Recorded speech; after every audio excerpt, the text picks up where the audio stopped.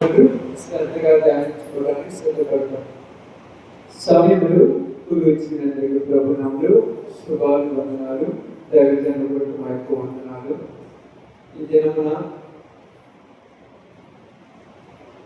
సంపూర్ణ రాత్రి కోరిక మన పరిచర్యలు జరుగుతున్నదని దైవజనులు పోయిన నెల 21వ తారీఖులో మాకు తెలియజేసి బ్రదరు ఆ రోజు మీరు రావడానికి ప్రయాసపడండి, ఖచ్చితంగా రావాలని తెలియపరిచారు. మేము ఆ సంఘం మొత్తం రావడానికి సిద్ధపడి ఉన్నాం. కానీ కొన్ని అనివార్య కార్యముల వలన సంఘం అంతా రాలేకపోయారు. దేవుడు అవకాశం ఇస్తే మరోసారి ప్రయత్నిస్తాం రావడానికి. కానీ ఏదేమైనా దేవుడు ఈరోజు మమ్మల్ని ఇక్కడికి పంపించిన విధానాన్ని బట్టి దేవునికి స్తోత్రాలు చెల్లించుకుంటూ కొద్ది మార్పులు జాగ్రత్తగా వినడానికి సిద్ధపడాలి. ఎందుకంటే దేశంలోని సభ్యులారా, కాలక్రమేణీ రాబోతున్న మార్పులను బట్టి చూస్తే అంతా కూడా మారిపోతున్న రోజుల్లో ఉన్నాం. ప్రతిదీ మారిపోతుంది. ఎలా మారిపోతుందంటే, ప్రార్థన చేయడానికి అవకాశం లేకుండా అంతా ఏదో ఒక విధంగా టైంపాస్ చేయడానికి వచ్చే రోజుల్లోకి వచ్చారు జనాలు. అంతా మోడర్న్ అయిపోయింది. ఏఐ వచ్చేసింది. ఏఐ తెలుసుగా, ఆర్టిఫిషియల్ ఇంటెలిజెన్స్ అని వచ్చేసింది. అంతా కష్టపడటానికి ఇష్టపడటంలా, సుఖమయముగా ఏదో సింపుల్గా జరిగించుకోవాలని ఇష్టపడుతూ ఉన్న సమాజం అంతా కూడా. అలాంటి రోజుల్లో, అలాంటి పరిస్థితుల్లో ఇలాగా సంపూర్ణ రాత్రి కూడికలో ఉండటం అనేది కష్టం. మనం సంపూర్ణ రాత్రి కోరికలో గడపడం అనేది కష్టం. ఎందుకంటే దేవుణ్ణి ప్రార్థన చేయాలి, దేవుడితో కలిసిమెలిసి జీవించాలనేది కరువైపోయిన రోజుల్లో ఉన్నాం. సత్యములకు మనుషులు చెవి ఒక కల్పనా కథల వైపు తిరుగు కాలం వచ్చుచున్నది, అది వచ్చి ఉన్నదని కూడా తిమోతితో పౌలు గారు మాట్లాడినట్టుగా చూస్తే, ఇక్కడ మనకు తెలియపరచాల్సింది ఏంటంటే, ప్రార్థన చేయడానికి ఇష్టపడటం లేదు, ఏదో రకంగా టైంపాస్ చేయడానికి ఇష్టపడుతున్నటువంటి క్రిస్టియానిటీ ఎక్కువైపోయింది ఈరోజు. ప్రార్థన ఇప్పుడు దైవజనుల తర్వాత ఒక 3 గంటల దాకా, 4 గంటల దాకా, 2 గంటల దాకా మనం ప్రార్థన చేయాలన్నప్పుడు ఎవరు కూడా ప్రార్థనలో గడపాలన్న ఆసక్తి తగ్గిపోతుంది క్రిస్టియానిటీ. చాలామంది ఎందుకు ప్రార్థనలో గడపడానికి ఆసక్తి తగ్గిపోతుందంటే, ప్రార్థన చేయాలంటే మనిషికి పట్టుదల ఉండాలి. ఈ పట్టుదల ఉండాలంటే ఏదో ఒక సమస్య నీ జీవితంలో వచ్చి ఉండాలి. ఆ సమస్య కోసం నువ్వు పోరాడితే ఆ సమస్యను దేవుడు తీరుస్తాడనే నమ్మకం ఉంటే ప్రార్థన చేయగలరు. కాబట్టి ఏం చేస్తారంటే, చాలామంది పాస్టర్ గారికి ఫోన్ చేసి, పాస్టర్ గారు మా కోసం ప్రార్థన చేయండి, మా సమస్యల కోసం ప్రార్థన చేయండి, మా ఇంట్లో ఇబ్బందులు ఉన్నాయి ప్రార్థన చేయండి. మరి వాళ్ళు ఏం చేస్తారు? ప్రార్థన చేస్తుంటే మా పాస్టర్ గారు ప్రార్థన చేస్తుంటే వాళ్ళు ఏం చేస్తారు? వాళ్ళు ప్రశాంతంగా పడుకొని నిద్రపోతారు. వాళ్ళు నిద్రపోతుంటే ఇల్లు ప్రార్థన చేస్తే దేవుడు వాళ్ళ సమస్య తెరవాలా? ఎవరు కాకలైతే వాళ్ళు ఏమంటారు? కానీ వేరే వాళ్ళు ఏమంటారు? పాస్టర్ గారు మా బదులు నువ్వు ఓడి తిను, పాస్టర్ గారు మాకు వస్తున్నది నువ్వు ఓడి తీసుకో, పాస్టర్ గారు మాదంతా నువ్వే స్వాధీనం చేసుకో, మేము మాత్రం ప్రశాంతంగా ఉన్నామని ఎవరైనా అనుకుంటారా? దేవుని యొక్క చిత్తమును బట్టి మీ అందరికీ చెప్తున్నాను, మనుషుల జీవితాలు చాలా సుఖవంతమైన జీవితానికి అలవాటు పడిపోయాయి. సుఖ విలాసాలకు అలవాటు పడిపోయాయి. సుఖ విలాసాలకు అలవాటు పడిపోయిన మనుషులు ప్రార్థన చేయడానికి నోరు తెరిచే రోజుల్లో లేదు. ప్రార్థన చేయడానికి నోరు తెరవరు. ప్రార్థన చేయాలంటే ఏం చేస్తారంటే, టైంపాస్ చేస్తున్నారు. నేను ఎందుకు ఇన్నిసార్లు అంటున్నానంటే, ప్రార్థన అనేది దేవుడితో మనతో దేవుడు కలిసి జీవించేది ప్రార్థన. అది సంతోషంగాను ఆనందంగాను ఆహ్లాదకరంగాను ఉండేటువంటి అది ఎవరు వచ్చినా దానిలో ఉన్నటువంటి మాధుర్యమును తీసివేయలేరు. ఉదాహరణకు మీ ఇంట్లో పెళ్లి జరుగుతుంది అనుకోండి, బంధువులందరూ మీ ఇంటికి వచ్చారనుకోండి, ఆ రాత్రి నిద్రపోకుండా నిద్రపోరు. అవునా?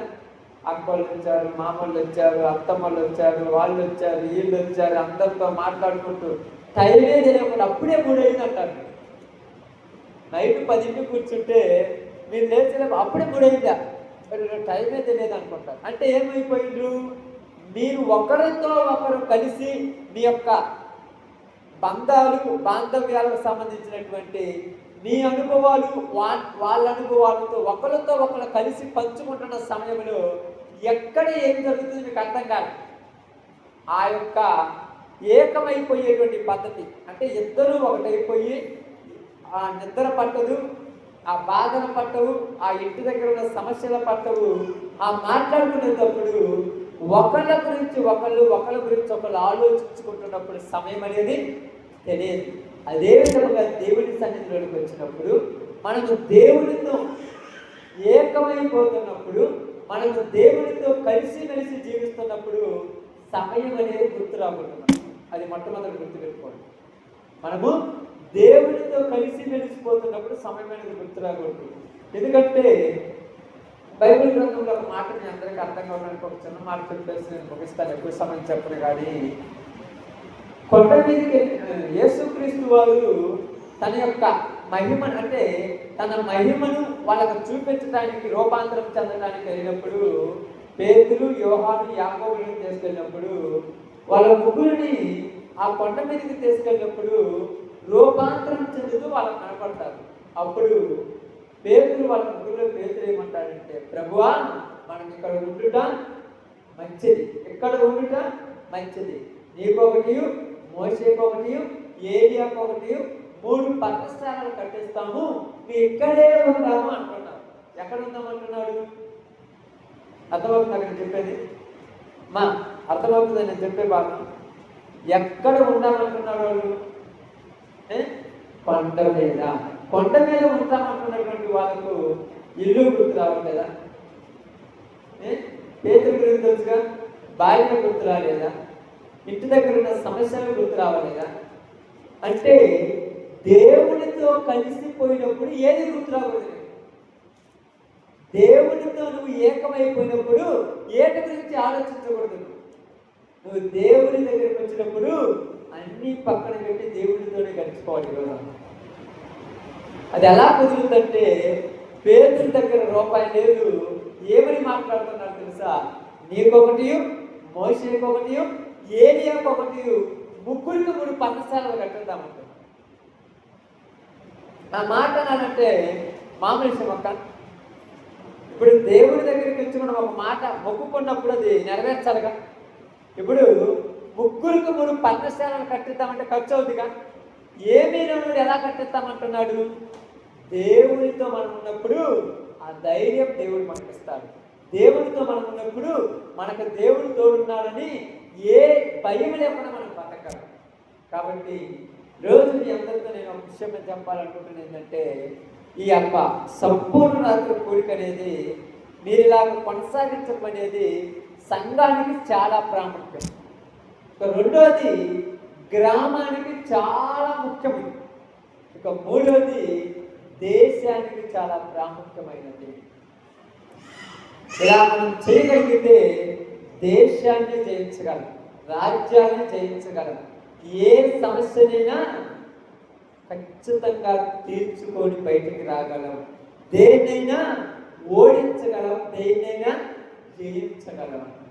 ఎందుకంటే ఇక్కడికి వచ్చినటువంటి మీ అందరి విషయాలు ఒకసారి చెప్తున్నాను, జాగ్రత్తగా కొద్దిగా వినటానికి ప్రయాసపడండి. ఓకే, నిద్రవుతుందేమో తర్వాత సంగతి, కానీ వినటానికి ప్రయాసపడండి. దేవుని దగ్గరికి మీరు వచ్చింది దేనికి? దేనికి ఇక్కడికి వచ్చి చెప్పండి? ప్రార్థన చేయండి, అంతేనా? ఆమేన్. అంతేనా కాదా? ఏమన్నా ఆలోచనలు ఎవరికైనా? దేవుని దగ్గరికి మనం వచ్చింది ఒక పని మీద వచ్చాం. అది ఏ పని అయినా కానీ, ప్రార్థన ఏదైనా ఒక పని మీద వచ్చాం. వచ్చిన మనము పని చేసి వెళ్ళిపోవాలి. ఆ పని చేసిన తర్వాత దానికి ఏమి ఇస్తారమ్మా? పని చేసిన తర్వాత ఏమి ఇస్తారు? ఎప్పుడైనా మీరు పనికి వెళ్తారా? పనికి వెళ్ళే వాళ్ళు ఉన్నారు కదా. పని చేసిన తర్వాత ఏమవుతుంది? కూలి వస్తుంది. ఈ నైపుణ్యం యొక్క దేవుని సన్నిధిలో పని చేస్తే తర్వాత దేవుడు నీకు కూలిస్తాడు. పని అందరూ పోరు, అవసరమైన పనికి పోతారు. అందరూ పోతారా? కొంతమందిని పనికి పోమంటే నాకెందుకు పని, నేను ఇంట్లో కూర్చున్న జరుగుతుంటారు. కొంతమందికి జరగనుండే పనికి పోతారు. కాబట్టి రోజు నీ అందరితో నేను ఏం చెప్పాలనుకుంటున్నానంటే, నీకు ఇక్కడికి వచ్చావు కదా, ఏదో నీ సమస్య అయినా, నీ ఇబ్బంది అయినా, నీ ప్రాబ్లం అయినా, నీకు ఏదైనా కానీ దాన్ని అందరూ పక్కన పెట్టండి. వచ్చి నువ్వు ఏదో ఒకటి సాధించుకొని ఇంటికి వెళ్ళాలి. ఏదో ఒకటి సాధించుకొని ఇంటికి వెళ్ళాలి. ఓకే వచ్చానులే, ఏం జరుగుతుంది అన్నట్టు ఉండకూడదు. ఎందుకంటే మీకు అర్థం కావడానికి ఒక చిన్న విషయం చెప్పి నేను ముగిస్తాను. బైబిల్ గ్రంథంలో నుంచి హోషేయ గ్రంథము మీ అందరికీ తెలిసిన సందర్భమే, మీ అందరికీ తెలిసిందే. మరలా మనం మీకు తెలియజేస్తాను. హోషేయ గ్రంథము 12వ అధ్యాయము 12వ అధ్యాయము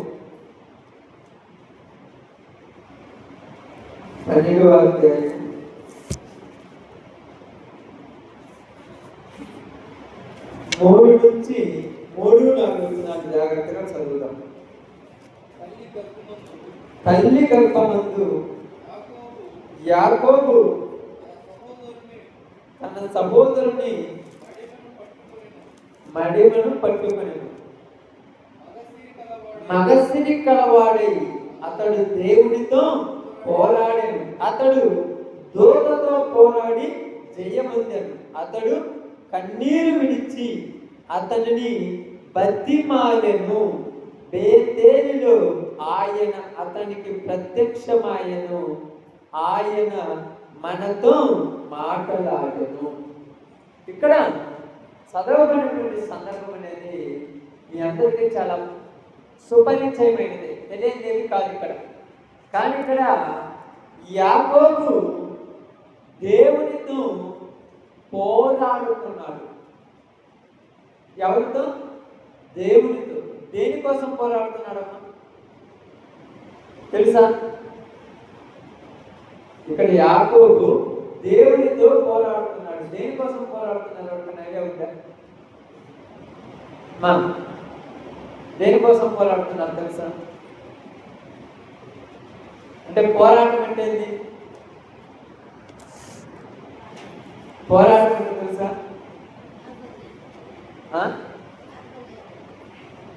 ఏంటమ్మా?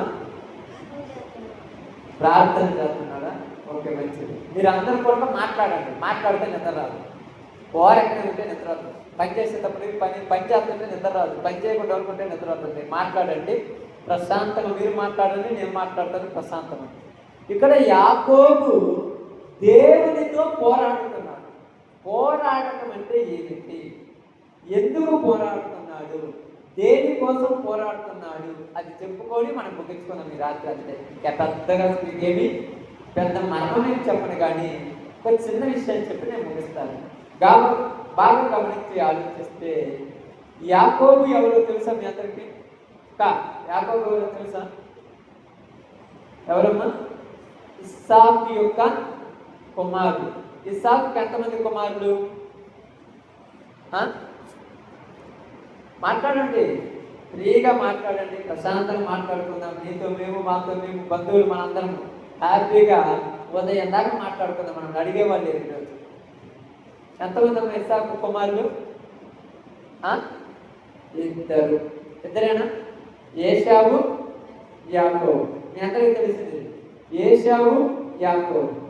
ఏశావు, యాకోబు ఇద్దరు చిన్న వయసు నుంచే తల్లిదండ్రుల దగ్గర పెరుగుతూ పెద్దవాళ్ళు అవుతున్నారు. అయితే ఒకానొక సమయం వచ్చినప్పుడు యాకోబు ఏశావుల మధ్య జరిగిన ఒక చిన్న సంఘటన ఏంటంటే, ఇస్సాకు మంద దృష్టి గలవాడి అతడు మాంసం తినాలని ఆశ కలిగింది. ఏం తినాలని? మాంసం తినాలని ఆశ కలగగానే ఇస్సాకు యొక్క ముద్దులు కొడుకైనటువంటి ఏశావుని పిలిచి, నాయనా నువ్వు అడవికెళ్ళి ఏటాడి మాంసం తీసుకొని వచ్చి నాకు పెట్టుము, నేను తిన్న తర్వాత నేను దీవిస్తాను అన్నాడు. నేను కడుపు నిండా తిని నేను దీవిస్తాను అన్నాడు. ఇప్పుడు ఏశావు ఏం చేశాడంటే అడవికి ఏటకెళ్ళాడు. అడవికి తీసుకెళ్ళాడమ్మా, ఏటకెళ్ళాడు. ఈ విషయం ఎవరున్నారు? పక్కనున్న రెక్కమ్మ. ఇదంతా మీ అందరికీ తెలిసిందే కదా, లేదా తెలుసా? పక్కనున్న రెక్కమ్మ.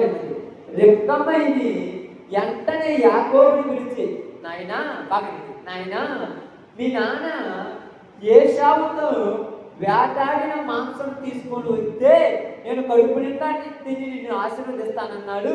నువ్వు వెంటనే తొట్టిలోనికి వెళ్ళి ఒక మేక పిల్లను తీసుకొని రాపో, దానిని కోసి నేను మంచిగా మాంసం వండి నీ చేతికి ఇస్తాను, నువ్వు తీసుకెళ్ళి మీ నాన్నకి మీ నాన్న తిని నిన్ను ఆశీర్వదిస్తాను. చెప్పింది ఎవరికి? నా తండ్రి ఇస్సాకు ఏశావుకి చెప్పాడు. తల్లి ఎవరికి చెప్తుంది?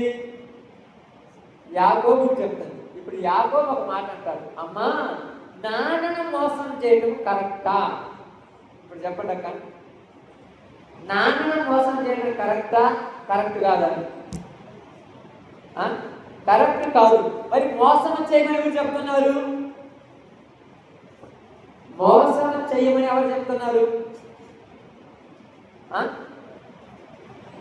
గట్టిగా చెప్పండి, నాకు వినపడటం మీరు చెప్పేది ఏం తప్పేం లేదు, గట్టిగా మాట్లాడండి. తల్లి చెప్తుంది, అమ్మ కొడుకుతో తండ్రిని మోసం చేయమని చెప్తుంది. ఇది కరెక్టేనా అసలు? అది బాగుంటుందా? ఎవరైనా చెప్పొచ్చా? చెప్పకూడదు. మరి ఇప్పుడు తల్లి కొడుకుతో మీ నాన్నను మోసం చేయమని చెప్పినప్పుడు కొడుకు అంటున్నాడు, అమ్మా ఒకవేళ నాన్నకు తెలిస్తే నన్ను శపిస్తాడు, అప్పుడు ఆమె ఏమన్నా తెలుసా? ఆ శాపం ఏదో నా మీదకి వస్తుంది, నువ్వు మాత్రం నేను చెప్పిన పని చేయమని. ఇప్పుడు వెంటనే వెళ్ళాడు, ఆ యొక్క ఒక పొట్టేళ్ళని తీసుకొచ్చాడు, దాన్ని బాగా కోసాడు, రెడీ చేశాడు. చేసిన తర్వాత ఆహారం తీసుకెళ్ళాడు, తండ్రి దగ్గరికి వస్తున్నాడు. తండ్రి ఆహారాన్ని తినేస్తున్నాడు. తిన్న తర్వాత ఆ యొక్క యాకోబుని చూసి ఏమంటున్నాడంటే, ఇక్కడ ఒక మాట అన్నాడు. అంటే మీకు అదంతా చదివితే సమయం లేదు కాబట్టి ఏమన్నాడంటే, అయ్యా నీకు ఎంత తొందరగా ఎలాగ ఏట దొరికింది అనగానే యాకోబు ఏం మాట్లాడాడు తెలుసా? నీ దేవుడు నాకు దాని చేతికి అప్పగించాడు. ఎవరంట? అంటే ఇప్పుడు మోసం చేసేవాడు ఎవరెవరిని వాడుకుంటున్నాడు? ఇక్కడ దేవుడి పేరు కూడా చెప్పాడు, దేవుడే నాకు దాన్ని తొందరగా ఇచ్చాడు నాన్న, నన్నేం చేయమంటావు? దేవుడు అలా ఉందంటాను. కానీ ఇప్పటికీ నాన్నకు మాత్రము కొంచెం డౌట్. ఇదేమో వాళ్ళకొంచెం మాట చూస్తేనేమో యాకోబులా ఉంది, అసలు తడివి చూద్దామన్నట్టుగా తడివి చూస్తే మొత్తం ఏసం కూడా బాగేసి అన్ని చేసి పంపించింది. కడుపు నిండా తిన్నాడు. తిన్న తర్వాత యాకోబుని దీవిస్తూ ఉన్నాడు. ఆమేన్. ఈ గుర్తుపెట్టుకోండి, యాకోబును దీవిస్తున్నాడు. యాకోబుని దీవించి యాకోబు దీవెనను తీసుకొని బయటికి వెళ్ళిన వెంటనే ఏశావు వచ్చాడు. నాన్న ఇదిగో వేటాడిన మాంసం తీసుకొచ్చాను, తిని నన్ను ఆశీర్వదించన్నాడు. ఇప్పుడు యాకోబు ఏశావు ఇస్సాకు ఏమంటున్నాడు తెలుసా? ఎంతమంది తీసుకొచ్చింది ఎవరు? నాన్న ఇప్పుడు నేనే వచ్చానంటే ఇంతకు ముందు మరొకడు వచ్చాడు, ఎవరు? యాకోబేమో. ఇప్పుడు ఏమంటున్నాడు? యాకోబు ఏశావు విషయంలో మోసం చేసి ఆశీర్వాదాలు తీసుకుపోయాడు. ఇది మీ అందరికీ తెలుసు కాదనట్లేదు.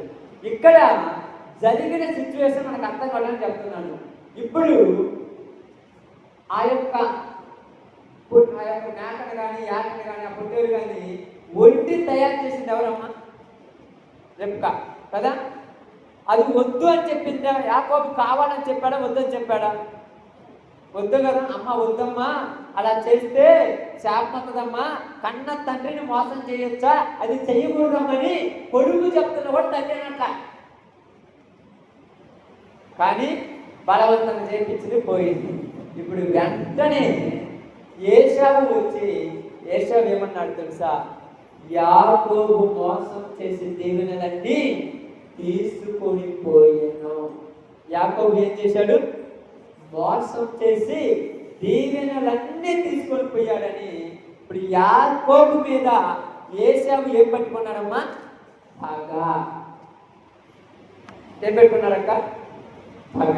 ఎవరి మీద ఎవరు పగ పెట్టుకున్నాడు? యాకోబు మీద ఏశావు పగ. ఈ పగ ఎలాగుందంట? అధికారంలో రాయబడి అక్కడ చదువుకున్న తర్వాత ఈ పగ ఎలాగుందంట? ఇప్పుడే తన తమ్ముడు తనకు కనపడితే చంపేద్దామన్నంత పగ. బాగా ఆలోచించండి, గమనించండి. ఒక గర్భంలో నుంచి వచ్చినటువంటి అన్నదమ్ములు ఒకరినొకరు చంపుకోవాలని అనుకుంటారా? ఒక బాగా ఆలోచించండి, చెప్పండి. ఇప్పుడు నేనేమి కథ చెప్పట్లేదు, నిజం చెప్తున్నాను. ఇప్పుడు ఒకే గర్భంలో నుంచి కదా వచ్చిన దగ్గర, తల్లి గర్భంలో నుంచి రాయబడింది అక్కడ.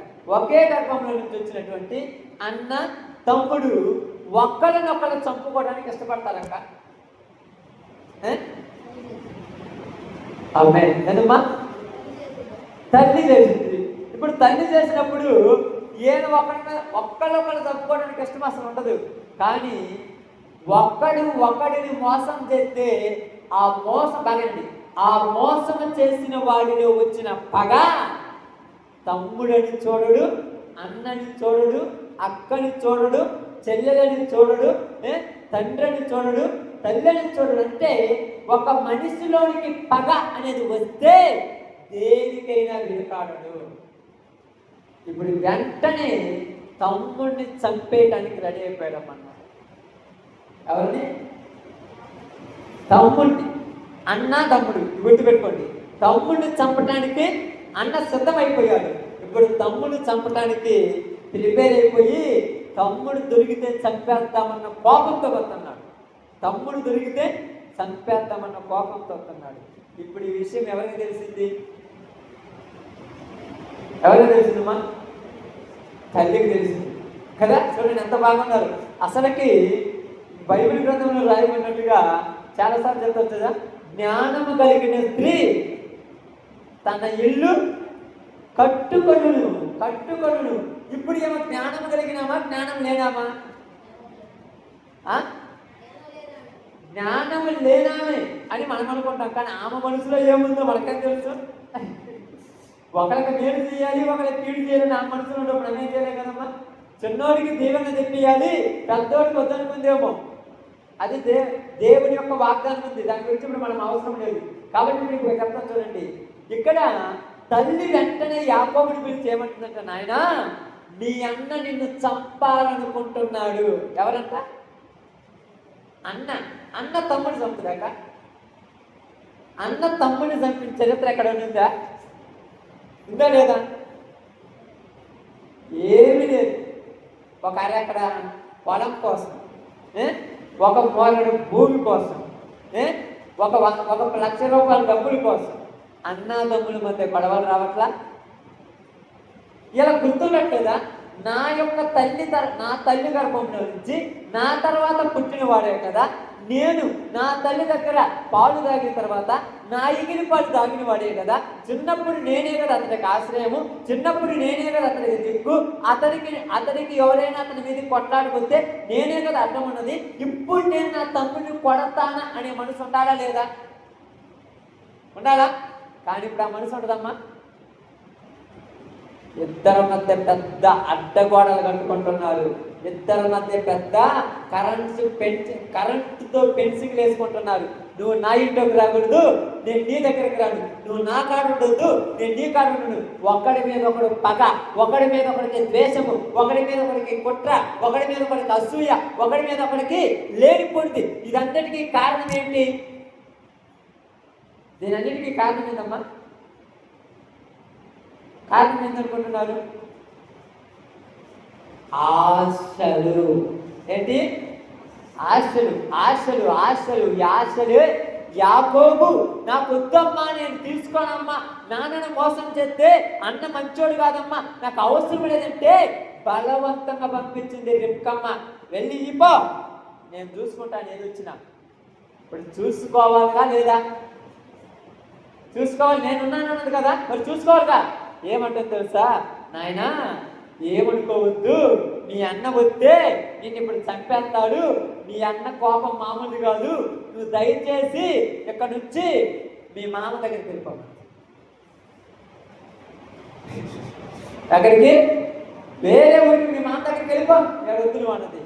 వెంటనే యాకోబు తన తండ్రిని బాగానండి, అన్న తండ్రిని, కన్న తల్లిని, తోడ పుట్టిన అన్నను, పుట్టినటువంటి ఊరిని, పుట్టిన ఇంటిని, సొంత గడ్డని విడిచి వెళ్ళిపోతున్న యాకోబుకి ఎంత బాధ ఉంటుందో చెప్పండి ఈరోజు.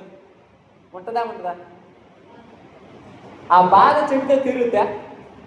ఇప్పుడు ఈ కడుపు కోత కన్న తల్లికి, ఇద్దరే నాకు బిడ్డలు ఉన్నారు, వీళ్ళిద్దరు నేను నా కళ్ళ ముందే బతకాలి, నా కళ్ళ ముందే తిరగాలనుకుంటుంటే నా కళ్ళ ముందే ఒకరికొకరు ఇడిపోతున్నారంటే ఈ తల్లికి కడుపు కోత ఉంటుందా ఉండదా? కన్న తండ్రికి బాధ ఉంటుందా ఉండదా? ఈరోజు కుటుంబాలు ఇలాగనే ఉన్నాయి. తల్లికి తండ్రికి పిల్లల విషయంలో మానని వేదన, తల్లికి తండ్రికి పిల్లల విషయంలో తెలియని బాధ. పెద్దోడేమో చెప్పిన మాటలు, చిన్నోడేమో చెయ్యి దాటిపోయి ఉంటాడు. ఏం చెబదామో, ఎవరితో చెబదామో, ఎందుకు చెబదామంటే మాట వినేటువంటి కొడుకులు లేడు, నీ కోరికలు తీర్చేటువంటి కొడుకులు లేడు. ఒకడు తాగుపోతాడు, ఒకడు తిరిగిపోతాడు, ఒక వ్యభిచారి, ఒకడు జోదగాడు, వాడు ఇష్టం వచ్చినట్టు తిరుగుతుంటే ఎక్కడ ఏ యొక్క జబ్బు వచ్చి, ఎక్కడ ఏ యొక్క యాక్సిడెంట్ జరిగి వీడు మధ్యలోనే చచ్చిపోతే నేను ఎలా బతకాలని క్షణము నిత్యము అణువున కన్న తల్లి, కన్న తండ్రి ఏడ్చే ఏడుపు ఈరోజు ప్రతి కుటుంబంలో ఉన్నారు. ఏ కుటుంబంలో లేకుండా వాళ్ళు లేదనుకుంటున్నారేమో. మీరు అందరూ అనుకుంటున్నారు నీకేమైనా బాగున్నాం అనుకుంటున్నారు. శరీరం బాగుంటే బాగున్నట్టు కాదు, లోపల మనస్సు కూడా బాగుండాలి. ఈరోజు మనస్సులోనికి వెళ్ళి చూస్తే సంతోషకరమైన జీవితం ఒక్కటి లేదు, ఆనందకరమైన జీవితం ఒక్కటి లేదు. ఈ రాత్రి కాలంలో మీరు ఇళ్లలోనికి వెళితే కళ్ళల్లో నీ ఒత్తులు వేసుకొని, కంటికి నిద్ర పట్టక గట్టిగా కళ్ళు మూసుకొని దుప్పటి నిండా కప్పుకున్నా ఏ తల్లికి నిద్ర పట్టడంలా. ఏందమ్మంటే ఏందోలే, పిల్లల పుడితే ఒకటి, పెట్టకపోతే ఒక తలకాడకు. పుట్టిన తర్వాత ఈడు పడికొచ్చాడు కాదు, ఈడు జోదగాడు అయిపోయాడు. ఉదయం వెళ్ళిపోయాడు, 11 అయింది, ఇంటికి వస్తాడు రాడు, ఏ టయానికి వస్తాడు, ఏ పొజిషన్లో వస్తాడు, ఏ విధంగా వస్తాడు, వచ్చిన తర్వాత ఇంట్లో ఉన్న భార్య తలుపు తీయదు అని వివాహం అయిన తర్వాత కూడా కన్న తల్లి వాకిలి దగ్గర కొడుకు కోసం కాపలా కాసే రోజుల్లో ఉన్నారు కుటుంబాలు. మీకు అర్థం కావట్లేదు గురించి, చాలా మీకు చరిత్ర అర్థం కావట్లేదు. ఎందుకంటే జీవితాలు అలాగనే ఉన్నాయి. ఎవరికి చెప్పాలన్నా, ఎవరికి వినాలన్నా లేదు. ఎందుకంటే ఆశల వలయాల్లో చిక్కుకున్నారు ప్రతి వారు. దేవాలయంలో ఆశల వలయాల్లో చిక్కుకున్నారు. ఆశలు, కోరికలు ఏమైపోయినాయి తెలుసా? 1కి 2, 2కు 3, 3కు 4, రూపాయి పెడతాడు, రూపాయికి 2 రూపాయలు వస్తాయి, 2 రూపాయలు 10 వస్తాయి, 10కు 100 వస్తాయి, 100కు 1000 వస్తాయి, 1000కి కోటి వస్తాయి, 1,00,000 వస్తాయి, 1,00,000కు 1000 కోటి వస్తాయని పెడుతూ ఉన్నదంతా పోగొట్టుకునే రోజుల్లో ఉన్నారు. ఏదో ఒక సంతోషం కోసం, ఏదో ఒక ఆనందం కోసం తాగి డ్రగ్స్కు, లేనిపోని వ్యభిచారాలకు, జోదాలకు అలవాటు పడిపోయి ఇంటిని బజార్లు వేలం పాటకు నిలబెట్టే కొడుకులు వచ్చారు ఈరోజు కుటుంబాలను. ఏదోలే వృద్ధాప్యంలో ఉన్నాను, ఆ కళ్ళు కానరానటువంటి ఇసాకు ఎలాగైతే ఆశతో ఉన్నాడో అదేవిధంగా కన్న తల్లి కొడుకు కోసం ఎదురు చూస్తూ ఏదైనా మంచి వంటకం ఏదైనా వండుకొని వస్తాడనుకుంటే నెలొచ్చేలోపు పింఛన్ తీసుకోవడానికి వస్తాడంటే పోబెట్టడానికి లేరు. మీరు అనుకుంటున్నారు నాకు ఇబ్బంది లేదులే, వృద్ధాప్యంలోకి వచ్చి చూసుకుంటా అనుకుని అంత లేదు. 1వ తారీఖు 2వ తారీఖులో వచ్చి ఇచ్చిన పింఛన్ లాక్కొని వెళ్ళిపోతాడు. నెలంతా ఏడుతూ కూర్చోవాలి జీవితాలు చాలా మంది. ఎందుకు చెప్తున్నానంటే ఈరోజు ఈ రాత్రికాల సమయంలో మీరు ప్రార్థన చేయాలి. దీని గురించి మేము ఏం ప్రార్థన చేయాలంటే ముగింపు తర్వాత మీకు ప్రార్థన అర్థమవుతుంది. ఇప్పుడు మధ్యలో అయిపోయింది, ముగించిన తర్వాత మీకు ప్రార్థన ఎందుకు చేయాలో అర్థమవుతుంది. ఇప్పుడు యాకోబు వెళ్ళిపోయాడు, ఏశావు బతికేస్తున్నాడు. తల్లి తండ్రి ఒక విధమైనటువంటి సంతోషం కరువైపోయిన జీవితాలు జీవిస్తున్నారు. కుటుంబం అంతా కలిసి ఉంటే సంతోషమా? ఎవరి పాటు వాళ్ళు ఉంటే సంతోషం అక్క? కలిసి ఉంటే సంతోషం. ఉండే రోజుల్లోనే ఉండే రోజులని ఆలోచించండి. ఏదైనా చూడండి, 400 రూపాయలు సంపాదిస్తే నా ఇల్లు నేను, నా గోడు నేను, నాకు సంబంధం, నీకు నాకు సంబంధం లేదు. మరి వాళ్ళని బతకాలి. ఆలోచించండి. ఇప్పుడు వెంటనే యాకోబు వెళ్ళిపోయి తన మామ లాభం దగ్గర అక్కడ బతికేస్తున్నాడు అయిపోయింది. ఏశావు ఉన్నాడు, యాకోబు ఉన్నాడు, వీళ్ళు ఇక్కడ బతికేస్తున్నారు. ఇప్పుడు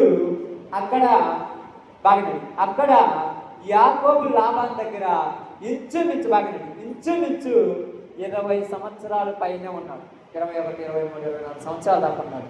7 సంవత్సరాలు ఒక ఆమె కోసం కొలువు చేశాడు. మరో 7 సంవత్సరాలు ఇంకొక ఆమె కోసం కొలువు చేశాడు. మరో 7 సంవత్సరాలు అక్కడ తన జీవనాన్ని సాగించుకోవడానికి కొలువు చేసుకున్నాడు. ఇంచుమించు 21, 22 సంవత్సరాలు పైబడి ఉన్నాడు. 21 సంవత్సరం 22 సంవత్సరాలు అయిపోయిన తర్వాత యాకోబు ఊరు గుర్తొచ్చారమ్మా.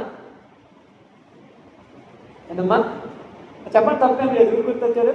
అమ్మా నాన్న, పుట్టిన ఊరు, కన్న ఊరు, తన కుటుంబము, తన జీవితము, ప్రతి ఒక్కరికి చెప్తున్నాను. నేను ఇక్కడ తల్లులుంటే మీకు మరలా దండం పెట్టి చెప్తున్నాను. ఒకవేళ పిల్లలుంటే మరీ చెప్తున్నాను. మీరు అనుకుంటున్నారేమో మా పిల్లలు మమ్మల్ని వదిలేసిపోయారు, పీడ వదిలిపోయిందని ప్రశాంతంగా బతుకుతున్నారు అనుకుంటున్నారేమో. తప్పు.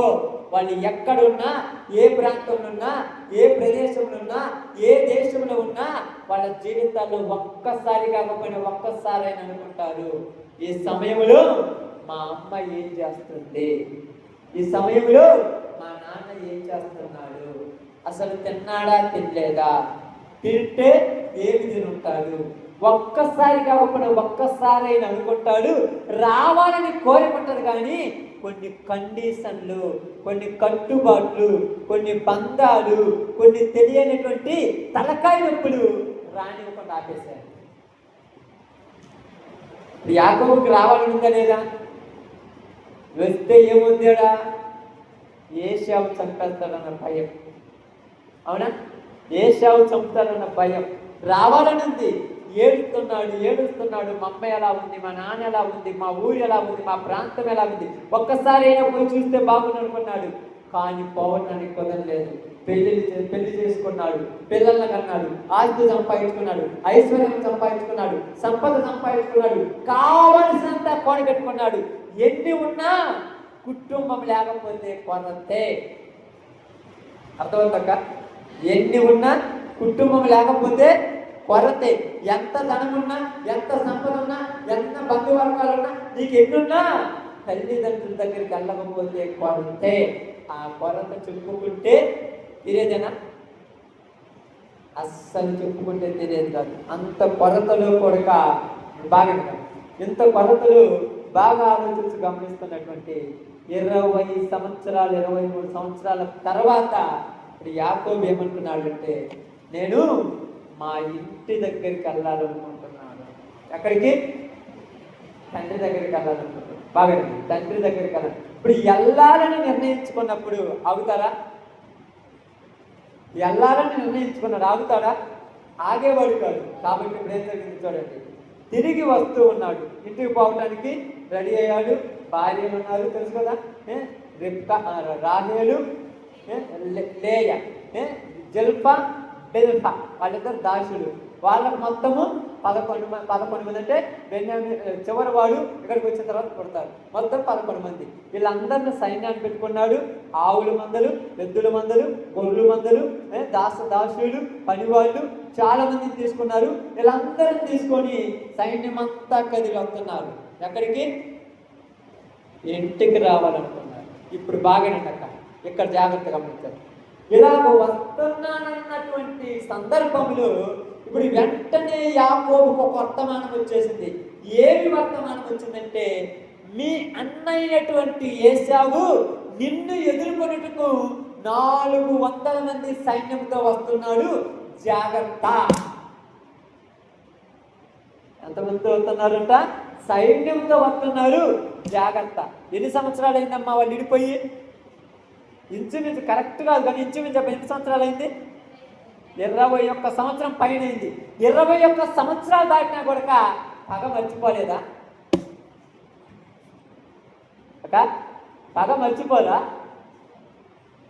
ఈ జీవితం ఏందాక ఎంత జీవితం ఇది? ఆఫ్టర్ ఎంత జీవితము. అప్పుడప్పుడు చెప్పదా చేస్తారు, మా అత్తతో మాట్లాడను, మా ఆడబడితో మాట్లాడను, మా పుట్టింటితో మాట్లాడను, మా మేనమామతో మాట్లాడను. ఏమి సాధించాలి అక్క మీరు మాట్లాడకుండా? ఏమి సాధిస్తారు ఆఫ్టర్ ఈ జీవితంలో?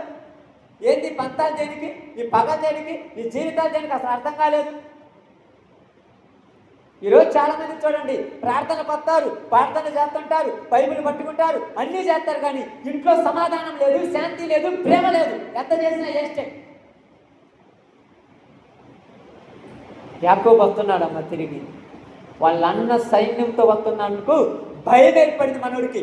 21 సంవత్సరాలు దాటినా మనోళ్ళు భయం తగ్గర. ఎందుకు? చేసిన మోసం మామూలుగా, చేసిన మోసం మామూలుగా భయం ఏర్పడింది. అయ్యో నా అన్న నా మీదకి వస్తున్నాడా, నా అన్న నన్ను చంపుతాడేమో. చంపుతుడా? ఇప్పుడు చెప్పాలి, చంపుతుడా చంపడా? అతన్ని చంపటానికే రెడీగా వస్తున్నాడు ఆమె. మీరు ఆలోచించండి, పగ చంపేదాకా వదలదు. పాము పగ మన శాస్త్రంతో మనలో చెప్తారు చూడండి ప్రకారము, పాము పగబడితే 6 నెలలు పగబట్టి తర్వాత మనిషినైనా చంపుద్ది, 6 నెలలకు చంపనైనా చంపుద్ది, లేకపోతే తనకు తానే చచ్చిపోద్దని అంటారు. ఒక నానుడు ఉంది. కానీ మనిషి పగ అంతకంటే డేంజర్, అంతకంటే డేంజర్. ఇప్పుడు ఏమైపోయింది తెలుసా? మా అన్న నా మీదకి వస్తున్నాడని చెప్పేసి తన దగ్గర ఉన్నటువంటి సైన్యాన్ని 2-3 భాగాలు చేసి ఒక్కొక్కరికి పంపిస్తున్నాడు. పోయాడు, కానుకలు ఇస్తున్నాడు, వాళ్ళ అన్నకు ఇస్తున్నాడు, అయ్యిస్తున్నాడు, తనను కాంప్రమైజ్ చేయాలని చూస్తున్నాడు. నువ్వు కానుకలతో కాంప్రమైజ్ చేస్తే కాంప్రమైజ్ అయ్యే పగ కాదు. నువ్వు బహుమానాలు ఇచ్చి కాంప్రమైజ్ చేయాలనుకుంటే కాంప్రమైజ్ అయ్యేది కాదు. మధ్యవర్తులను పంపించి కాంప్రమైజ్ చేయాలనుకుంటే కాంప్రమైజ్ అయ్యే పగ కాదని.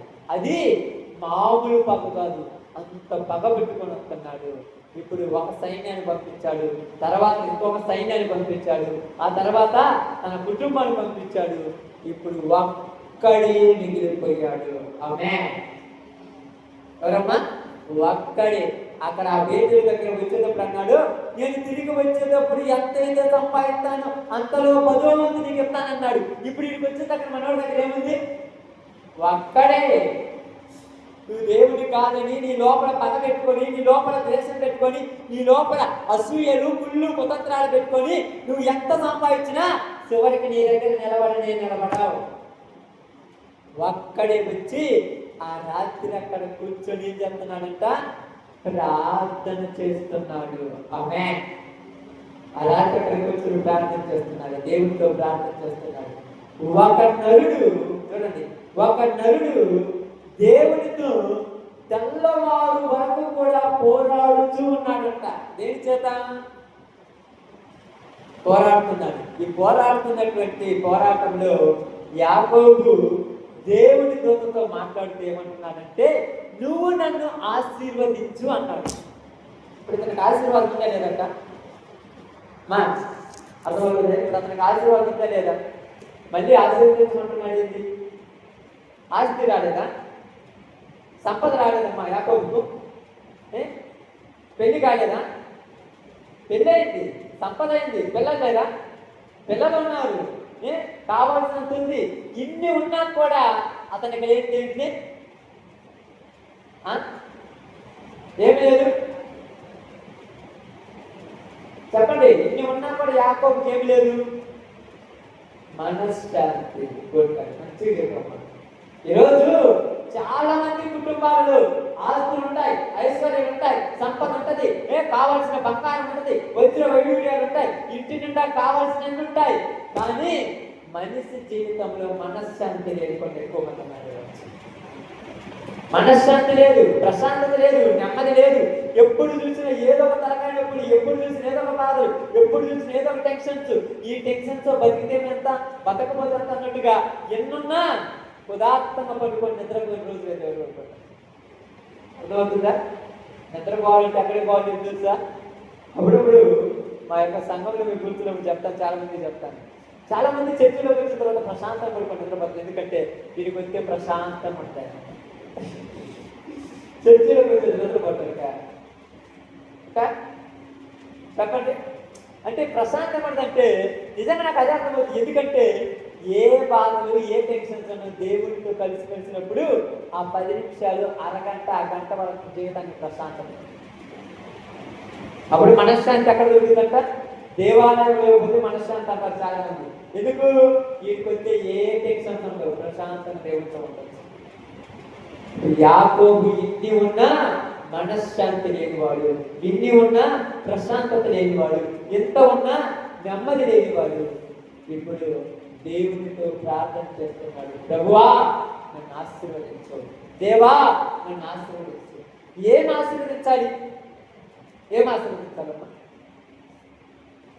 ఈరోజు ఇక్కడికి వచ్చినటువంటి తల్లులారా, అక్కలారా, చెల్లెలారా, తమ్ములారా, మీ అందరూ చెప్తున్నాను, దేవుడిని మనం ఆశీర్వదించమని అడుగుతున్నాం. ఏ ఆశీర్వాదం కావాలి నీకు? ఏ ఆశీర్వాదం కావాలి? డబ్బా,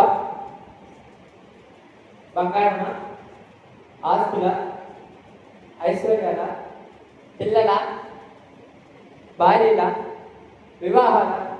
ఏ ఆశీర్వాదం కావాలి? ఏ ఆశీర్వాదం కావాలో తెలియని సమాజంలో బతుకుతున్నాం. జాగ్రత్త. ఏ దీవెన కావాలో తెలియని పరిస్థితుల్లో బతుకుతున్నాం. జాగ్రత్త. యాకోబు అంటున్నాడు, నన్ను ఆశీర్వదిస్తేనే కానీ నేను పానీయను, నన్ను ఆశీర్వదిస్తేనే కానీ నేను పానీయను, నన్ను ఆశీర్వదిస్తే కానీ నేను పానీయను. అంటే ఏ ఆశీర్వాదం కావాలి? పగతో వస్తున్న నా అన్న చేతిలో నుంచి నా ప్రాణం తప్పించు. అది ఆశీర్వాదం. అన్న ఎలా వస్తున్నాడు? పగతో. ప్రార్థన ఎక్కడ చేస్తున్నాడు? అన్న దగ్గర చేస్తున్నాడా? ఎక్కడ చేస్తున్నాడు ప్రార్థన? ఇక్కడ ప్రార్థన చేస్తే ఎక్కడ మనసు కరగాలి? అక్కడెక్కడో ఉన్న అన్న మనసు కరగాలి. అక్కడెక్కడో ఉన్న అన్న జీవితంలో పశ్చాత్తాపం రావాలి. అక్కడెక్కడో ఉన్న వాళ్ళ బ్రతుకు మారాలి. అదే నేను ఈరోజు మీకు చెప్పాలనుకుంది. ఈ రాత్రి ఈ దేవుని మందిరంలో, యెహోవా ఇష్టం మందిరంలో నువ్వు ప్రార్థన చేస్తే ఎక్కడో ఉన్న నీ భర్త మనసు మారాలి, ఎక్కడో ఉన్న నీ కొడుకు మనసు మారాలి, ఎక్కడో ఉన్న నీ భార్య మనసు మారాలి, ఎక్కడో ఉన్న నీ సమస్య తీరాలి. నేను ప్రార్థన చేస్తావా? ప్రార్థన చేయమని పడుకోవడం పోయాడా? రాత్రంతా పెనుగులాడాడు. ఈరోజు నువ్వు రాత్రంతా పెనుగులాడు. నా భర్త బతుకు మార్చయ్యా, నా భార్య బ్రతుకు మార్చయ్యా, నా పిల్లవాడి బ్రతుకు మార్చయ్యా, నా అన్న బ్రతుకు మార్చయ్యా, నా తమ్ముడు బ్రతుకు మార్చయ్యా, నా కుటుంబం బ్రతుకు మార్చని రాత్రంతా దేవుడితో పోరాడాడు. అంతే. ఇక్కడ పోరాడాను. అప్పుడు ఏమన్నాడు తెలుసా? తెల్లవారుతున్నది, నన్ను పోనిమ్ము అన్నాడు. నేను పోనీయను. నన్ను పోనిమ్మన్నాడు. నేను పోనీయను. ఎందుకు పోనీయవు? నువ్వు నన్ను ఆశీర్వదిస్తే నేను నిన్ను ఆశీర్వదిస్తాను, కానీ నీ పేరు ఏదో నాకు చెప్పాను. ఏం చెప్పమన్నాడు? నీ పేరు. ఏం చెప్పాడు ఆయన? అవునే. ఏం చెప్పాడు? యాకోబు. అంటే ఏం చెప్పాడు? అబద్ధం చెప్పాడా? నిజం చెప్పాడా? నిజం. నేను యాకోబును. యాకోబు అంటే మా నాన్నని మోసం చేశాను, మా అన్నని మోసం చేశాను. నేను మోసగానే ఒప్పుకున్నాడు. ఒప్పుకున్నగానే దేవుడు దీవించాడు. ఈరోజు నీ పశ్చాత్తాపం ఉండాలి. నువ్వు ఒప్పుకోవాలి. నేను ఎలాంటి పని చేశాను, నేను ఎలాంటి పని చేశాను, నేను ఎలాంటి పని చేశాను, నేను ఎలాంటి తప్పు చేశాను, నేను ఎలాంటి పాపం చేశానని ఇక్కడ నువ్వు ఒప్పుకోవాలి. నువ్వు ఒప్పుకుంటే దేవుడి నీ మనసులో నీవు పశ్చాత్తాపడిన పద్ధతిని చూసి నీ శత్రువు మనసు మారుస్తాడు. సిచ్యువేషన్ నేనేం నా సొంత మాట చెప్పట్లా, చరిత్ర చెప్తున్నాను. ఆ రాత్రంతా ప్రార్థన చేస్తున్నాడు. ఏమన్నాడు? రాత్రంతయు దేవుడి దూతతో పోరాడి జయమందెను. ఈరోజు నువ్వు పోరాడి చేయమని నువ్వు ప్రార్థన చేయాలి. ఎలా చేశాడంట? జ్ఞాపకులతోను కన్యలతోను. చూడండి 14 చదవండి. 12:4 సార్. హోషేయ గ్రంథం 12:4.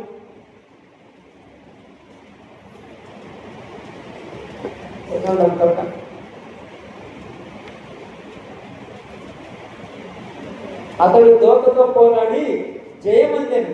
అతడు కన్నీరు విడిచి అతన్ని బతిమాలెను. ఎలాగంట? కన్నీరు విడిచి బతిమాలెను. బతిమాలెను అంటే 1కి 10 సార్లు, 10కి 100 సార్లు, 100కు 1000 సార్లు యేసయ్యా యేసయ్యా నన్ను క్షమించయ్యా నన్ను క్షమించయ్యా. చాలా మంది ఏమంటారు తెలుసా? ఏంటిరా ఇది ఎలా అంటున్నారంటే, బతిమిలాడుకుంటున్నాడు యాకోబు, నన్ను క్షమించయ్యా, నేను ఇలా అంటోనయ్యా, నా జీవితం మార్చయ్యా, నా బ్రతుకు మార్చయ్యా, మా అన్న మనసు మార్చమని బతిమిలాడుతున్నాడు. ఎంత దూరం బతిమిలాడాడు? అన్న మనసు మారిపోయి బతిమిలాడు. నువ్వు బతిమిలాడతావా?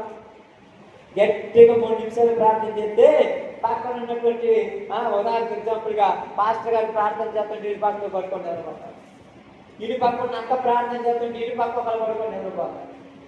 నీకు సమస్య మీరు తీర్చాలి. ఏమంటారంటే మళ్ళీ అలా పోయి పొద్దున్న పోయి ఏందక్క 12 అయినా లేదంటే రాత్రి సంపూర్ణ రాత్రి పోయి వచ్చాను రాడమేనా నిద్రపోతుంది. మళ్ళీ ఇదంతా కూడా కొట్టుకుని మాట్లాడుతూ మళ్ళీ కొన్ని నాకు అర్థం కాకుండా చెబుతున్నావు. నీ భర్త మారాలని లేదా? నీ భార్య మారాలని లేదా? నీ పిల్లలు మారాలని లేదా? నీ కుటుంబం మారాలని లేదా? చెదిరిపోయిన కుటుంబం ఒకటి కావాలని లేదా? నీ కోడలకు నీ కొడుకు మధ్య సంబంధం తెగిపోయింది, మరలా వాళ్ళు బాగుపడాలని లేదా? నీ కూతురికి నీ అల్లుడికి మధ్య సంబంధం బాగలేదు, మరలా వాళ్ళు బాగుపడాలని లేదా? నీ కూతురు కుటుంబంలో తాగుబోతులు తిరుగుబోతులు పనికిమానులు ఉన్నారు, ఆ ఏడుపు వల్ల నాకు ప్రశాంతత లేదు, వాళ్ళు బాగుపడాలని నీకు లేదా? ఉంటే ఈరోజు ప్రార్థించండి. మరి లేకపోతే నీకు సమస్య లేకపోతే ప్రార్థన ఉండడం చేస్తారా? సమస్య ఉంటేనే కదా ప్రార్థన చేసేది. ఇప్పుడు ఆయనకి ప్రార్థన చేసేవాడుకో సమస్యలో చేస్తారు, సమస్యలో నేను ఏం చేస్తారు? మాకు ఏ సమస్య లేదు మేము ప్రార్థన చేయని అంటారు. ప్రార్థన చేయడానికి ఉదాహరణ చేస్తారా? అడిగితేనే కదా బైబిల్ ఏం చెప్పింది? అడుగుడి ఇవ్వబడు, తట్టుడి తెరవబడు. అడిగితేనే కదా. నువ్వు అడగకుండా అడుగుతుంది తక్క. ఇక్కడ యాకోబు అడిగాడా లేదా?